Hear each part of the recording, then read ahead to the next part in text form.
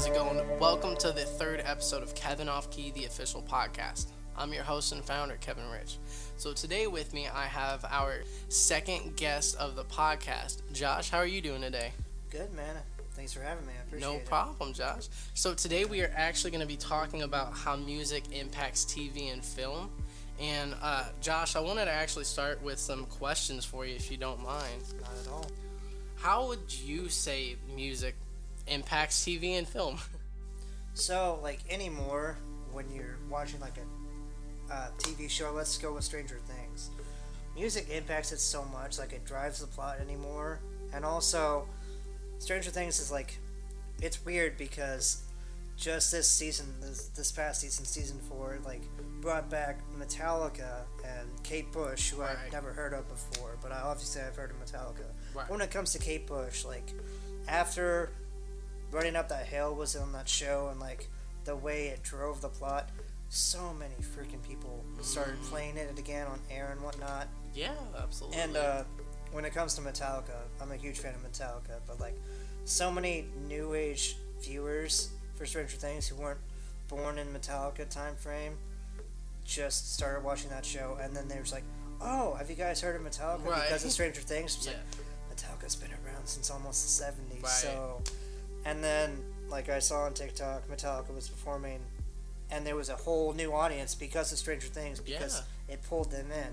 Right. They weren't enjoying themselves because they didn't know Metallica. Right. They didn't know much about them. So, that kind of answers my second question too about some examples that have kind of impacted TV and film, and that is a great example. Stranger Things really was able to bring in a whole new audience for Metallica and just a whole new genre to this new young group of people and everything. And I think that's one of the really big things and really big powers that TV and film, while working with music together simultaneously, have the power to accomplish. You have the power to bring something that was almost from a past generation and cross that threshold and everything like that. That's tremendous. You know. So thank you for that. I really like that input and stuff. That was a great example. So on the other questions I had, I wanted to ask you: do you think TV and film would be the same today without music? In your opinion? No. Ever since CW shows in the 90s and early 2000s, and the way they used music and whatnot, Right. ever since then I feel without the music, and I'll do a side example. There was a show on Netflix called Mindhunter where they interviewed serial killers and whatnot based on true stories. When they were interviewing, it some of the scenes fell flat to me because there was no music, Right. and it was just dialogue, and I started to get bored and distracted because we have ADHD or ADD. Right. So I think with music incorporated into the dialogue, the plot, and just TV and film as a whole, it keeps us involved and enthused. Yeah. And without music, it kind of falls flat anymore. Right. So Yeah. No, I understand and I agree with that.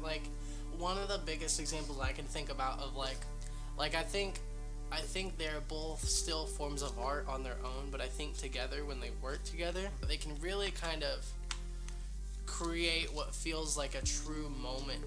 And whether it's, whether you want to call it in cinema or just in general, a good example I can think about is the Spider-Man in 2002, 2004. Those Danny Elfman at the helm of being just in control of the soundtrack and just everything about it, and how it was able to almost go hand in hand with the art that you're seeing as well as hearing. It really kind of encapsulated that moment of making you feel oh shit, Peter or Spider-Man, I know it's just the context, but they're in danger. It just makes it all more atmospheric in a sense. It's just hard to describe, but yeah, I like that. That's a good one. So my next question I have is, I was gonna say, why do you think, we kind of talked about this just now, but why do you think music and TV or film work so well together? I was so what I said before, you mentioned John Williams, and we were going to talk about John Williams. Right. Let's go Jaws. That movie would not have worked as well had it not been for the theme song to Jaws. Just Right. 3 to 4 notes, donna, donna, and just building suspense. If you saw the shark coming towards the camera with none of that, Right. it would have fallen so much flatter. Right. So again, like the music nowadays, and ever since Star Wars and John Williams and whatnot, Oh, it just yeah. adds a bigger and greater grandiose dialogue. Yeah. So And like, in my opinion too, I think like just having music, whether they stand alone or work together, like especially with Star Wars too, like John Williams, I would argue and say that John Williams kind of helped give, I'm not gonna say identity of Star Wars, but it helped give Star Wars its voice. I mean, Because what do you think of when you think of Star Wars? You hear it in your head. You hear the Force theme. You Yeah. hear the open intro. You hear all of the unique sounds that you would hear within a film, and they go hand in hand just as much as the cinematic work does. And I think you're right too. Yeah, I think like yes, there's an appreciation for like silent films in the past and everything, and music alone. But I think they also work together hand in hand, and it really, in my opinion, it really helps create a moment that helps dive you in deeper to what's going on. And yeah, so that's a really good one. Now, this is my final question for the topic section. If there's anything you could change or want to see changed in music's impact on TV and film, what would it be? that's a good question. I think, and this has just been over the years that I've noticed, recurring songs used in different shows over and over again. Right. It just pulls you out of focus a little bit because you're so used to that song and that type of genre. Like Right. Supernatural will use something from the 70s, and then it'll be used in a movie that you recently watched, and Right. another entity or project. So like just the recurring songs that they're using. Right. And it's like there's a difference between Stranger Things using Metallica or Kate Bush compared to just your other typical action flick that's got Back in Black by AC/DC. Yeah. You know, like, For the upteenth time, like right, choose you have a different song. yeah, it's like you have to make it appropriate and stuff and have it, fit. I did watch The Black Phone recently again, and also like what I liked about one specific scene is it used some song from Pink Floyd from Oh, Dark yeah. Side, Run, Oh yeah. and or The Chaser. I forgot the song, but anyway, no other horror film has done that to build suspense before. Right. I was like, you should use something from Pink Floyd Right. more. Like It was creative. it was an interesting take on yeah. building suspense. I was like, that's cool. Yeah.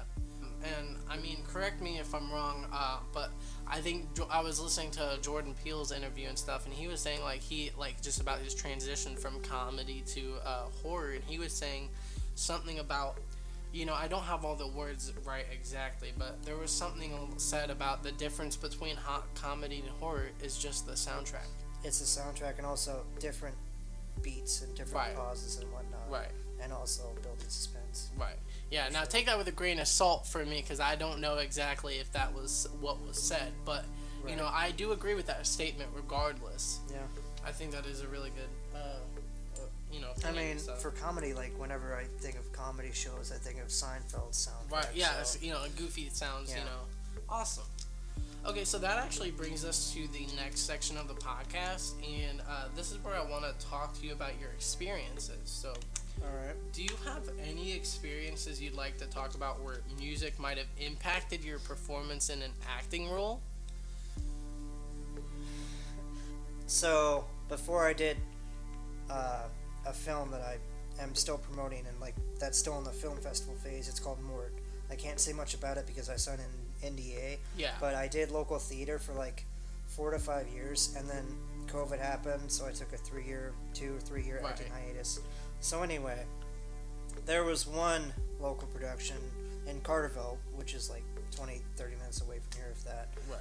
It was called Choices, and we didn't.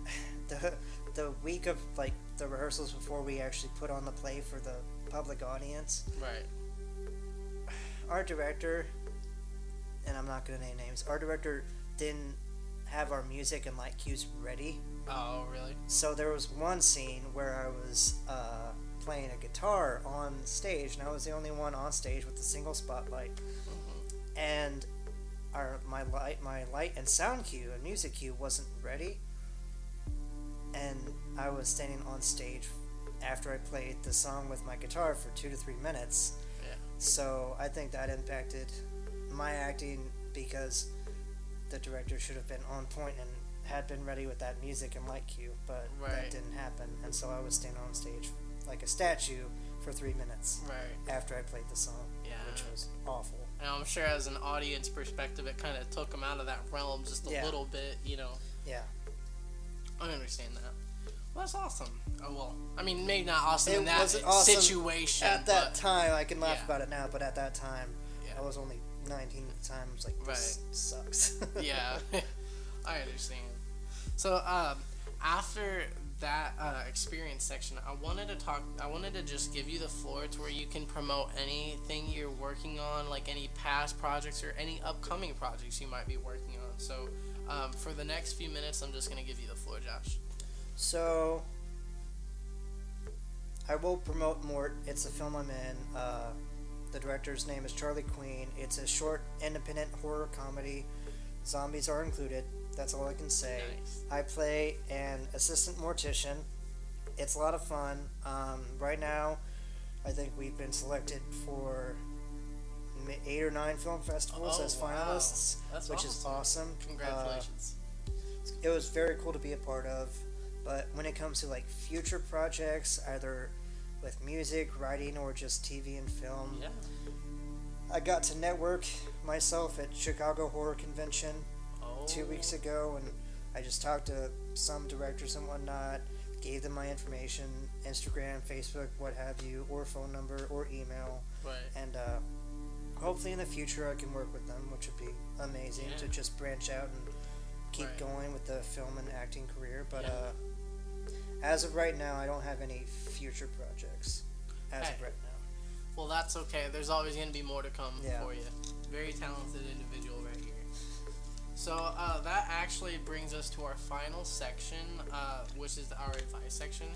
So I wanted to ask you, Josh, do you have any advice you'd like to share to the audience? I mean, it doesn't necessarily have to be about the topic we're talking about today, but just any advice you'd like to share to the listener. Well, since this is a music podcast, I've played so many open mics, especially in Cape Girardeau. Right. And I was loosey-goosey because I'm a drummer. You have to be loosey-goosey and just go with the flow. Whenever you have someone who wants to do an open mic with you, please, and this is my biggest piece of advice, make sure you guys rehearse beforehand, or else if you don't, you're going to sound like total garbage. And there was one recent open mic night. It was with a past coworker of mine. Again, I won't name names because that's just rude. So it was with a past coworker of mine, and we were playing 2 to 3 songs, maybe 4 at the time. I listened to the guy's song set list, and they didn't want to branch out and play what they didn't know because they didn't want to learn new stuff. No desire to learn. No desire to learn. I was like, music's all about learning and evolving. That's and a whatnot. fun thing. It's supposed to be fun.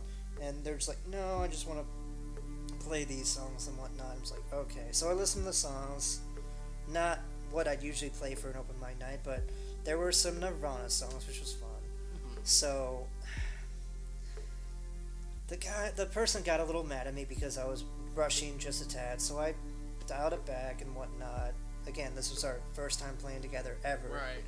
And we didn't rehearse prior, and then we got to Nirvana's Lithium.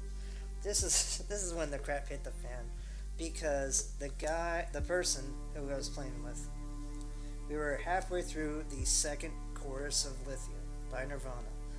The guy unplugs his guitar, leaves the stage, doesn't come back because he was tired of me playing. He thought I sounded like crap. Oh, wow. And I was going with it. I was being loosey-goosey. I thought I was doing a really good job. Yeah. So he just leads me on. They leave me on stage, and I'm up there with my thumb on my butt for about 2 to 3 minutes afterward, and I'm just thinking, what just happened? Right. Then someone who worked at that bar that I was doing the open mic night at, they they went on stage, talked to me, and they was like, they usually do that. And I was like, why play an open mic night if you're gonna be like that and just a stick in the mud and whatnot? And then I got off stage finally. I was like, okay, he's not coming. They're not coming back. So I got off stage, and a girl looked at me and just like, you sounded really great. I don't know what happened. And I'm just like, I don't know what happened either. But again, moral of the story: always rehearse for any open mic night or any time you play, because if you don't, you're gonna sound like crap and someone might get mad. So just always rehearse. Okay. Well, those are some good words of advice. You know, just rehearsing. That is very true. Rehearsing is a very, very essential part of being a musician, and you know, I'm gonna leave it up to the musician's discretion to decide how often they need to rehearse. But when it comes to rehearsing, yes, from my experience too, I would like my bandmate to rehearse before going on stage with me. And as another bit of advice I found in there too is to let's not leave our musician mates up on the stage like that. That's that is rude. Yeah, that is a little rude, and we wouldn't want to do that. We wouldn't want that happening to us. So moral of the stories with advice is just make sure you rehearse. You know, do your thing. Rehearse however often you want to, but at least do it a couple times. And just have a couple good times time while you're playing music. Have a good time. It like, as I know how manufactured it can feel when you're playing, when you're recording, when you're doing every bit of being a musician. But one of the most important parts about being a musician is having fun, and you know, just don't leave your bandmates hanging and stuff. You know, so. All right, guys. Well, thank you so much for listening on the podcast and everything, and thank you, Josh, for coming on the podcast. It was a blast. Yeah, I can do it again, man. Yeah, absolutely. And if you guys have any ideas for some topics of this podcast, feel free to let us know. Send them in, email, comments, DM, anything will work. But yeah, this is the end of episode 3 for Kevin Off Key, and I wanted to let you guys know one more thing. Stay safe, stay positive, stay happy, and always be kind to each other, because that's what life is all about. And live and let live. Yes, live and let live. Alright, you heard it here, guys. This is Kevin Off Key, the official podcast, and just come back if you want to find out what the other side of music sounds like. So, alright, thank you, guys.